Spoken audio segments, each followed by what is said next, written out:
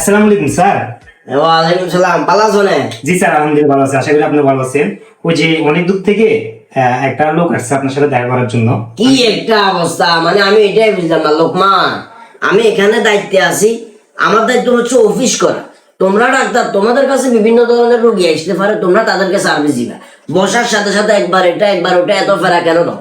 একবার ডাইরেক্ট বলে দিবা বলে 8টার আগে কোনোভাবে দেখা করা সম্ভব না। না স্যার, আসলে অনেক দূর থেকে আসছে তো আগ্রহ প্রকাশ করতেছে আপনার সাথে দেখা করার জন্য। লোকমান, তোমার কি চাকরির কি ভয় নাই? চাকরির মায়া নাই? কি উল্টাপাল্টা কথা কর। সরি স্যার, তাহলে আমি আপুকে চলে যেতে বলবো না?